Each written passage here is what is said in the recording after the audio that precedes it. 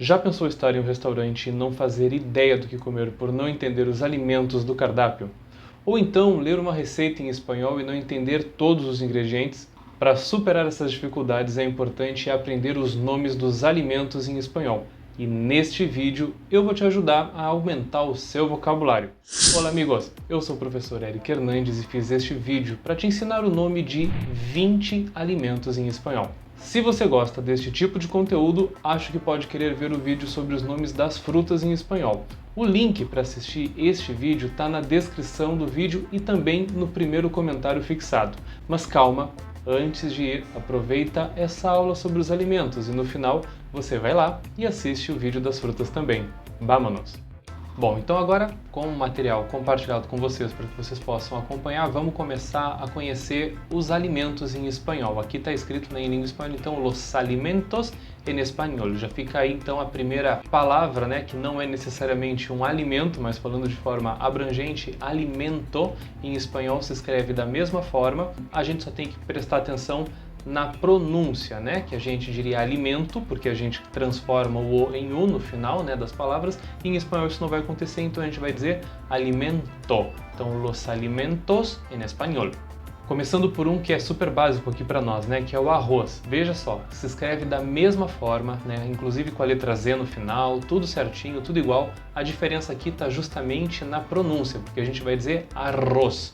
E aí aqui, gente, quando vocês encontrarem dois R's no meio da palavra, tem que vibrar a língua muito forte, tá? Para fazer aquele R que muita gente tem medo, mas faz total diferença. Porque se a gente disser arroz, vai parecer que a palavra é escrita com a letra J, porque é essa letra que tem o som de R no espanhol. Então a gente, para fazer o som certinho, tem que treinar, tem que vibrar bem a língua e dizer arroz. Depois a gente tem lá cebocha. Aqui, como a gente tem dois L's, dá para dizer, como eu disse agora, cebocha, porque eu falo com esse espanhol, né, com esse acento mais rioplatense, seria ali Uruguai e Argentina, mas se você fala cebolla, ceboja, ceboja, são formas possíveis também, tá? Então todas essas formas de pronúncia do doble L são interessantes e são possíveis, e aí você só tem que escolher qual delas é a que mais combina com a tua pronúncia, com a tua forma de falar. Aqui a gente tem um alimento que tem muitos nomes em espanhol, dependendo do país, eles vão chamar de formas diferentes. Um desses nomes, que foi o que eu destaquei, é Chile, né? É o mesmo nome do país, inclusive, né? Então a gente vai encontrar essa palavra pimenta traduzida como Chile, mas também tem algumas outras. Por exemplo, dá uma olhadinha aí, tem a palavra pimiento, pimiento, né? Com esse IE no meio, pimiento. Tem também a palavra ají, tem pimentón, pimentón, e aí tem que prestar atenção porque às vezes o pimentón pode até ser usado em alguns lugares como tradução, né, do nosso pimentão, mas a verdade é que na maioria das vezes o que a gente vai encontrar é pimentón querendo dizer pimenta, então tem que tomar cuidado, porque às vezes você pode ver no restaurante alguma coisa que vai com pimentón e pensar, ah, é bom, eu gosto, né? E no final das contas a comida vem super apimentada, né? Aqui tem uma palavra que me faz lembrar muito a minha avó, porque quando a gente perguntava o que é isso, ela normalmente respondia chouriço. Chouriço é uma palavra que serve para designar o salsichão, né? Aqui no Brasil tem gente que chama salsichão, tem gente que chama esse mesmo alimento de linguiça, então aí pode ter algumas divergências, né, dentro do nosso próprio país. Seja como for, a palavra chouriço designa normalmente esse alimento que está na foto, que seria então o salsichão ou a linguiça, né? Aquela que a gente usa no churrasco normalmente. E aí tem mais dois nomes que eu separei aqui, que seria chistorra e güeña. Repara que na palavra güeña eles usam o que? O trema, porque em espanhol esse sinal gráfico existe, porque é justamente ele, é o trema, que nos indica que a gente tem que produzir ou pronunciar o som da letra U. É por isso que eu sei que a pronúncia dessa palavra é güeña e não guenha, tá? Por quê? Porque existe o G-U-E com esse som de G, da mesma forma que a gente fala no português. Mais um alimento básico da culinária brasileira, pelo menos, que é o feijão, a gente vai chamar de frijol. E aí, se a gente for falar no plural, seriam frijoles. Mas tem mais palavras que também são usadas, né, dependendo do país. A gente vai encontrar poroto, habichuela e também alubia. Mais uma vez, dependendo do país, a gente vai encontrar por um nome ou por outro nome, mas seja como for, todas elas designam o mesmo alimento. Então aqui a gente tem a palavra guisante. Guisante é uma palavra que, pelo que vocês estão vendo aí na imagem, serve para falar das ervilhas, mas a gente vai ter mais algumas palavras que podem significar a mesma coisa. Um deles é arveja. Aqui é difícil, vou ter que ler aqui também porque olha a proximidade. Arveja, mas a gente também vai ter alberja, que é quase a mesma coisa. Se a pessoa falar rápido, provavelmente a gente nem vai notar a diferença, mas são palavras diferentes. E a gente tem também tirabeque. Tirabeque também é uma palavra utilizada para falar da ervilha. Eu gosto mais da palavra guisante, porque de todas elas eu considero que seja a palavra mais fácil para designar esse alimento. Essa aqui é bem tranquila, bem parecida com a forma como nós dizemos em espanhol, se a gente for estabelecer uma comparação. Não é igual, mas pelo menos é semelhante. O ovo a gente vai chamar de huevo. Repara que essa palavra está escrita com a letra H. A letra H no espanhol não tem som. O único momento em que o H vai produzir algum tipo de som, vai fazer diferença na palavra, é junto com a letra C. Mas nesse caso, eles não consideram o CH como um encontro de duas consoantes. O CH já foi inclusive uma letra, tá? Então por isso que a gente tem um som específico para ele, que é o ch, né? Como em coche, por exemplo, aí a gente vai ter esse som de ch com o CH. E aí ele acaba trazendo uma alteração na pronúncia, no som da palavra. No mais, o H não vai produzir nenhum som, tá? Então a gente vê a letra H na palavra, a gente simplesmente esquece que ela está ali, desconsidera. E é por isso que a gente fala huevo. Aqui, esse alimento me faz lembrar muito do Chaves, porque ele gostava muito do sanduíche de presunto. Em espanhol, ele come torta de jamón, e aí isso seria o sanduíche de presunto traduzido aqui para nós. Aqui tem que tomar muito cuidado, por quê? Porque a palavra jamón se escreve com a letra J. Lembra que eu falei para ti que o J é que faz o som de R, o som do nosso R forte do português? Pois então, aqui tem um exemplo, jamón. Essa é a forma certa de falar essa palavra. Às vezes a pessoa pode, sem querer, confundir Ramon com Ramon, porque a gente tem o nome pessoal aqui no português Ramon, só que o nome de pessoa é Ramon, se escreve com R. E o Ramon, que é muito parecido, mas com esse som de R, é o presunto. Por isso a gente não pode dizer em espanhol que quer comer Ramon, e sim Ramon, para evitar qualquer tipo de problema aí com o sentido da mensagem que a gente estiver transmitindo. Esse aqui é um alimento que tem um nome bastante diferente, porque nós chamamos de alface. Em espanhol a gente diz lechuga. Esse eu já acho que lembra de certa forma, porque em português como é que é? Lentilha, Em espanhol a gente só precisa dizer lenteja.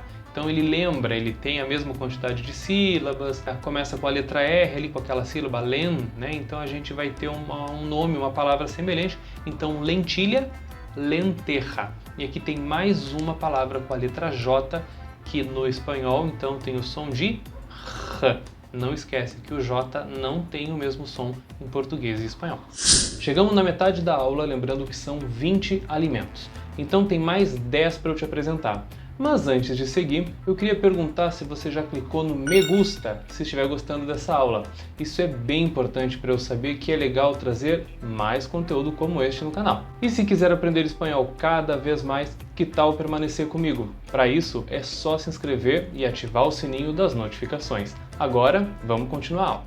Vamos lá para mais uma palavra que pode causar aí certa polêmica ou confusão, justamente porque a gente vai ter aí dentro da classe dos embutidos, alimentos parecidos com nomes diferentes e dependendo do lugar, do país, da região, pode ter nomes diferentes para falar sobre a mesma coisa.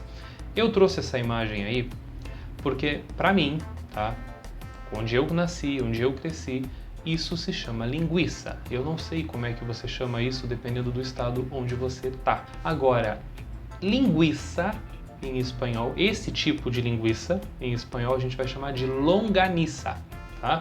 Então eu tinha apresentado para vocês antes o chorizo, Que aí eu falei que seria mais como a linguiça ou o salsichão do churrasco. Esse tipo de linguiça aqui, que tem gente que come até crua, que é mais seca e tal, isso seria longaniça em espanhol. Repara no som da letra Z. Longaniza. O Z do espanhol tem som de S, tá? Então a gente não pode falar longaniza, porque esse som Z, na verdade, ele não existe no espanhol. Aqui a gente tem o milho, que tem um nome até, de certa forma, parecido, né, entre o português e o espanhol, que a gente vai falar maíz. Maíz. Aqui vai levar acento e termina com Z, maíz. Mas também ela tem outras palavras que são possíveis, que seria choclo, e tem uma palavra bem mais parecida com a forma como a gente fala no português, que seria, para mim, para a variação que eu costumo falar, seria micho, o que fica um pouco engraçado, né? Mas a gente pode inclusive ouvir a palavra mijo, né, para essa palavra, o que pode ficar ainda mais engraçado se a gente for pensar no que isso significaria em português, né? Agora, em outras variantes, essa palavra seria lida milho, como se fosse com LH. Vamos para mais um alimento então, que é a batata, que em espanhol a gente pode chamar de papa. Isso é bem interessante, né? Porque papa em português significa outra coisa, né? Não tem nada a ver com batata. Agora, aqui sim, a gente vai chamar então papa, batata. E também a gente pode chamar de patata, que é bem parecido com o português, mas começa com a letra P. Então a gente diz batata com B. Em alguns lugares onde se fala espanhol, eles podem dizer patata com P, ou então papa. Papa é bem comum, é bem provável que se você viajar, sair do país, você vai encontrar com esse nome. Esse é bem diferente. O nome desse alimento em espanhol, então, como você está vendo aí na tela, é perejil. Em português, como é que isso se chama? Para mim, isso é salsinha. Eu não sei como você chama isso em português, se você tem uma outra forma de dizer, mas então a tradução de salsinha em espanhol é perejil. Lembra que no começo da aula, quando a gente estava falando sobre a pimenta, eu disse que uma das formas possíveis para falar isso seria pimiento? Então, em alguns países, pimiento vai ser pimenta. Mas a verdade é que esse nome normalmente designa o pimentão. É uma confusão, né? Eu concordo com quem às vezes diz que o espanhol confunde um pouco a nossa cabeça em alguns casos, né? E é justamente essa a questão. A gente se confunde porque os idiomas são muito parecidos. Por isso que eu gosto sempre de defender a ideia de que espanhol e português não são iguais. Por quê? Porque são muito parecidas, sim, a estrutura do idioma é parecida, ela tem palavras, né? Tanto um idioma quanto o outro tem palavras parecidas ou iguais, mas que muitas vezes significam coisas diferentes, e é por isso que a gente não pode subestimar o espanhol, né? E achar que já sabe tudo, que não precisa estudar. Fica essa reflexão. Pimiento é uma palavra comumente utilizada para pimentão, mas tem outra palavra comum também que é morrón. Essa é bem semelhante, talvez você até já conhecesse. O queijo a gente chama de queso. Aqui o S ele está sozinho no meio da sílaba. Fonologicamente não tem o som de Z no espanhol. Então esse S solitário entre duas vogais faz o som de S. Inclusive não tem dois S's em espanhol, tá? A gente não vai encontrar palavras com dois S's porque simplesmente a ortografia da língua espanhola não considera essa junção, né, essa duplicação dessa consoante. Então a gente vai dizer queso com esse som de S, seria um som de S simples, né, ainda que a palavra seja escrita com só um S, porque no espanhol não tem dois S's. Aqui essa palavra ela é bem legal para a gente praticar um pouco a pronúncia do R, né? Em espanhol nós temos remolacha, né? Olha que legal. Pausa o vídeo e começa a praticar esse som, essa palavra, para ajudar a destravar o som da letra R aí na tua língua. Remolacha, remolacha. Esse é o nome da beterraba em espanhol. Já ouviu a palavra salsicha? Certamente isso pode te causar um pouco de graça, né? A gente acha um pouco engraçado, porque em português a gente diz salsicha, né?